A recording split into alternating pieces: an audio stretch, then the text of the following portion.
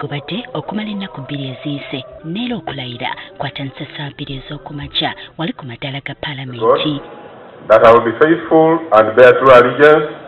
Ababaka 171 be babadde balina okulayira olwaleero era bano balayiziddwa mu bibinja 2 nga bwe zitukidde ssaawa 5 ne dakiika 12 ez'okumakya ng'ababaka 83 be balayiziddwa ne bakola omugatte gw'ababaka 441.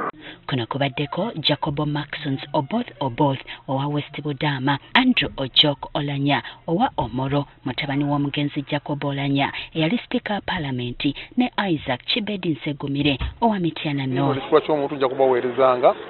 olw'okuba nti services tezimanyi ggwanga tezimanyi ddiini wadde ekirala kyonna. Abalala kubaddeko Dr. Gilbert Olanya owa Amulu, Robert Sekitoleko owa Bamunaneka ne Peter Ogwang owa Ngeliam County era minisita omubeezi ow'ebyemizannyo. Bano nabo baliko bye baagala okusookerako nga batandise emirimu gyabwe. Tukoye abantu okubanga ntino bali mu kulya ssente za gavumenti nga PDM nga Youth Livelihood nga OWEP ng'emyoga. Nsaba ababaka abakomyewo mu kisanja kino mwenna abava mu Buganda ensonga za Buganda ate zo zisooke zitugatte nga temunnaba kweyawulamu kubanga zikosa butereevu abantu baffe. Twagala okukulaakulana amasomero gaffe gakyalina obunafu tuka twongeramu amaanyi amalwaliro gakyalinamu obunafu twatukongeremu amaanyi wane ebitebera tuli mu malwaliro. Oluvannyuma wabaddewo okuwummulamuko okumala essaawa 2 ku saa 7 ez'emisana okuba ebirayiro kuzzeemu buto. Kuno kubaddeko ababaka nga Fiona Nyamutoolo onaze awerekeddwako Ba Eddie Kenzo, Joseph Sewungu Gonzaga owa Kalungu West, Frederick Ruhindi owa Nakawa East, Richard Sebamala owa Bukoto Central, Thomas Taebwa owa Ruhindi North, Bright Rwamirama owa Isinjiro North ne Charles Tebandeke owa Bale. Jeno Henry Tumukunde owa Lukunjiri Municipality naye alayidde, Joel Senyonyi owa Nakawa West, Kahinda Otafire minisita w'ensonga z'omunda mu ggwanga, Munano Francis Zaake owa municipali y'Emityana n'abalala. Era essaawa zigenza okwera 10 ne dakiika 12 ng'ababaka bonna bamaliriza nga olabira emboozi eno ng'ababaka 5 27 bamaze okukakasibwa okutandika obuweereza bwabwe mu butongole mu paalamenti y'omulundi ogw'e12.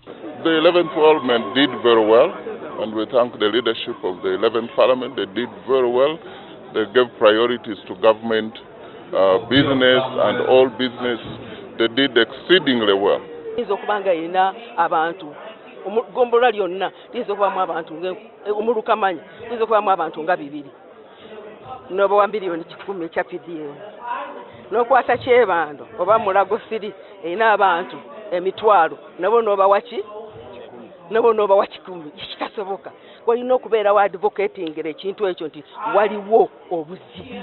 Era ffe tulayidde era nange ndayidde kutwala mu maaso manifesto y'NUP kyakubiri twagala okutukozesa Parliament ng'olutabaalo. Bwe twakoma otugenda otandikira kuli kwali kuyiga nabagamba era nga nnoonya akalulu kati nkakase munsuubiremu eddoboozi lyemmwe nga bannakyotera okusigala nga ndiwanika. Omukyala bw'amala okubeera mu bufumbo n'azaala abaana afuuka mama wa waka, abatakyali mukyala wa waka afuuka mama wa waka. Kati nange nze mama Lwengo omujjuvu. Kyokka njagala obeeko ky'omanya omuwendo gw'ababaka bano balina kuba 529 naye mu kiseera kino abalayidde bali 527 oluvannyuma lw'omubaka Michael Bukenya atasobodde kulayira ng'asuubirwa okulayira essaawa yonna sako n'okufa kwe yali omubaka omukyala owa Kalangala Helen Nakimuli nga kati omwezi ogujja akakiiko k'ebyokulonda lwe kagenda okuddamu okulondesa anadda mu kifo kino.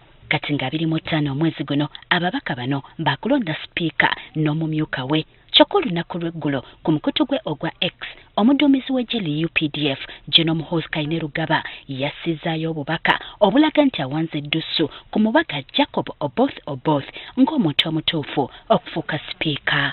Jocelyn Nakibule agafeeyo ku Spark TV.